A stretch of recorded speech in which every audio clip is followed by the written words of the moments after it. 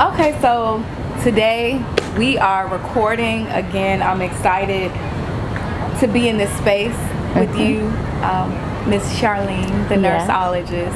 Yeah. Go ahead and say your full name Okay. so that everybody, so the world can know exactly who you are. My name is Charlene Harar Awomana.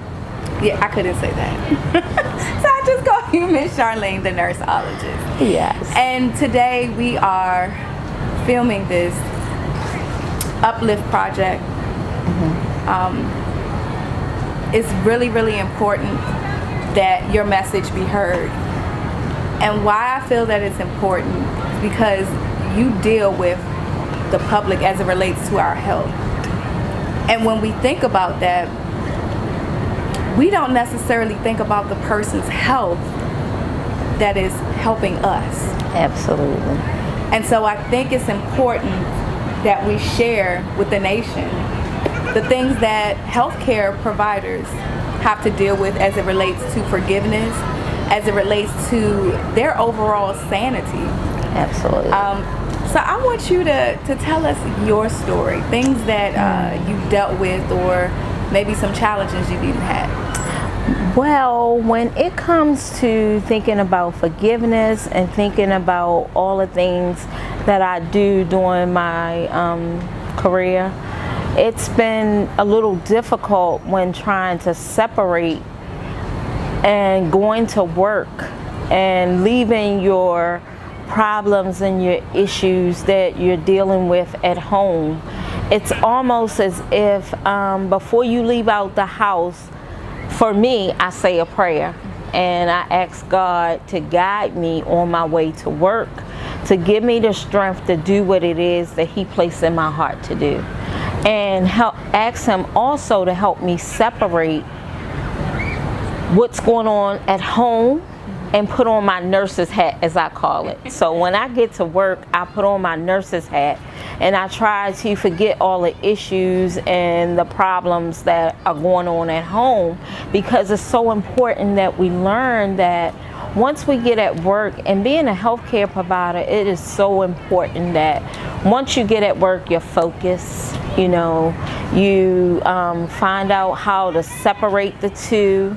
Although some of the people that you deal with and that you're taking care of remind you of home, but you want to put that focus and let them know that you have their best interests at heart.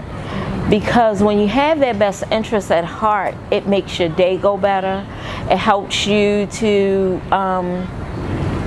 separate home life with work life, because when you have someone else's life in your hands, it's pretty much in your hands, and God gave you that gift to be able to take care of those folks, and you want to do it as best as you can. Where a moment that you've actually kind of combined the two? Because I know it's easier said than done. And I know in my industry, I sometimes am in an environment where I can blank out, and I try not to bring home or personal life into that environment because, again, I'm there to serve. Right. But there have been moments where I might have been a little irate at work, and I know I shouldn't have been. Right. But how do you deal with it, or how did you deal with it, and what was that situation where you were like, wait a minute, I can't do this. This is not where this is supposed to be. Right. And if anyone was affected by it, what was that like for you? Well, for me, I am such a patient advocate. If it's something going on with a patient and I feel strongly that that patient dignity is being disrupted, then I step in. For instance, I had a patient who was in an emergency room. This patient is one of our more challenging patients that we deal with, but it's almost as if, being in a neighborhood where the expectations of patients' behavior are almost limited, and people don't give them the benefit of the doubt that they know what they're talking about. So one day at work, I was assisting a patient in an area, and the patient felt like they weren't being treated properly. And the patient said to me, why did they say that to me? So at first, I know, at first when you're at work, you gotta like keep yourself calm. Like, I knew that what that patient was experiencing that they shouldn't have. Okay. But what I had to do was figure out how could I do it in a more pleasant manner, whereas though it won't be disrespectful to my colleagues, and that I could get the point across to my patient that I really felt for them. So what I did was, at first I said to my colleague, like, that's not professional. Okay. And I guess it was the tone of my voice that made me think, and from the person expression, that I was being a little forceful. But for me, it was almost as if being in an environment where you are challenged with certain situations. The patient needed a pair of shoes to wear, and the nurse came up and told the patient, here's a pair of shoes for you. Well, me looking at the shoes and the patient looking at the shoes was like, she can't fit the shoes. So the patient said to the nurse, why are you giving me those shoes? I can't fit them. So the nurse said, try them on anyway. The other staff member said, oh, it's like being Cinderella. Okay. So I kind of like let that piece slide by. But then the patient said, let me try the shoes on anyway. So the patient put the shoes on, and she said, well, you see that these shoes doesn't fit. Why would he bring me those shoes that can't fit? So then the other staff member told the patient, oh, you should be grateful. So me, a person who's been in the nursing profession for so long, I carry my expressions on my face. So every day at work, my supervisor and everyone else tell me, Charlene, you should really take a look at your face before you say something. Or you should, keep a mirror with you. So I speak with my face and with my hands a little bit, but my facial expression will show you everything. So my patient, I knew, felt attacked.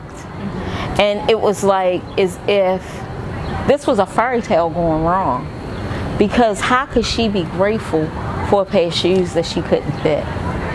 So the patient decided to take over, and she said to the employee, what do you mean be grateful? Be grateful for what? A pair of shoes that don't fit? So I said to the patient, I said, well, we do have other shoes in the closet that we can get them to bring to you so we can see if they fit. But it took a lot for me to contain myself because everybody know about fairy tales. And for someone to tell you it's like Cinderella, so am I the stepchild now? Okay. So not only was that bothering me, it was bothering the patient, but she didn't know how to express it. But I took it as if this is a fairy tale right here going wrong. So when the nurse went back to get a pair of shoes, he brought back a pair of shoes that was a little too big, but they were clogs. They were Crocs.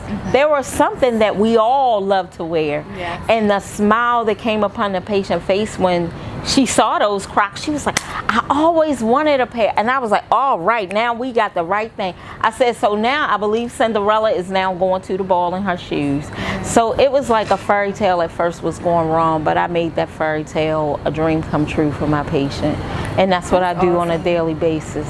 And I believe that it's the little things, because when you're in that profession, and I've actually been at the hospital with my grandmother when she's had life-altering surgeries, right? And you never know what that person is going through, and so I really think that it's something huge to take on the task, because it's a huge task and a huge assignment to actually be a caregiver, especially working in that place where it is an emergency and they're coming to you typically at the last resort. And for you to be able to change that around for her was awesome. For you to not get in a space of where you're going to be Charlene and just go off and this is not right. You have to deal with all of those different personalities. But how have you been able to implement forgiveness, especially for your coworkers or people who you feel that are doing the ones that you are caring for wrong? Well, that becomes a little more challenging because, as I said before, I'm such an advocate, and when it comes to patients getting what they need, that's my first priority, is to make sure that health-wise everything is taken care of, but I still need to pay attention to the little things, like how are they feeling today? It's nothing like getting your colleagues to feel the same way that you do. With me going back into a community where I was raised and now provide health care for them, me and some of the employees are on two different levels. My level of health care for this community is these folks are my friends, my family. I still visit them. I still give them health care advice. For some other people, it's about the money. Yeah. It's about them just having a job. For me, it's a career. For me, I plan on retiring as a nurse at 90. I'm really not planning to retire. It's just one career for me that I'm not planning to retire. But for my colleagues, I try to get them to understand that little things, saying, how are you? Just looking at a patient who looked disheveled and say, oh, I like the jeans you have on today.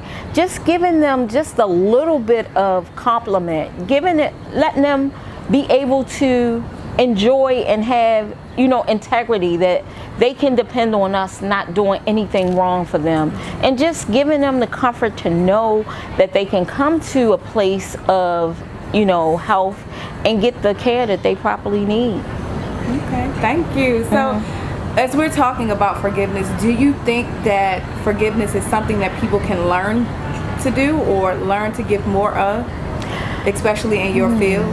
Now, as far as forgiveness, forgiveness for me is something that you learn as a child. I go all the way back to elementary school when, you look and you see kids in elementary school, this mine, mine, mine, and then the teacher say, no, it would be nice if you would share with someone else. And I think that's where forgiveness starts. Okay. A lot of forgiveness in my home was done at home. My mother and my parents actually, they instilled in us how we should forgive others, because when we forgive others, forgiveness comes to us in different, shapes and forms. And just having that time, where you can reflect on when you did something wrong and someone forgave you for that, it's like amazing. And trying to get people to understand that forgiveness may be a small word, but it's just the little things you do that would change somebody's mind. Okay, so I'm glad that you're in your field and you're able to present that bit of information to your colleagues and hopefully inspire them to forgive. And not even just your colleagues, because sometimes the people, your patients that are there, they actually need to operate in the space of forgiveness as well. So I encourage you to let that trickle over into your environment more and more and more every day, because that's what the nation needs in order to heal. And I want to thank you right now, Ms. Charlene, the nurseologist, for actually traveling here to be a part of this. This is going to be something big that the nation needs to hear, especially coming from your profession. Yes. Because this profession is all over the world. Yes. So I want to thank you for being here, and there are some movements that you're making. I'm always seeing you on social media. How can people stay connected with you? Because even though you work in the hospital, you take this seriously. Yes. And you take it outside of the hospital. So how can people connect with you? They can connect with me on Facebook under Charlene Harrod Awamana, and that's HARROD as in David -OWUAMANA. And they can also follow me on Nurseologist on Facebook and Charlene Harrod Awamana on LinkedIn as well. I have a large following on LinkedIn, and I'm just so excited. Awesome. Well, I'm excited for you, what you're doing in the community, and then also being an advocate for forgiveness. Yes, All right, guys. Thank you. This is not the end. Not the end, definitely, for forgiveness. But we will see you soon, and we're going to wrap up and kind of walk around and enjoy the scenery. Yes, thank you.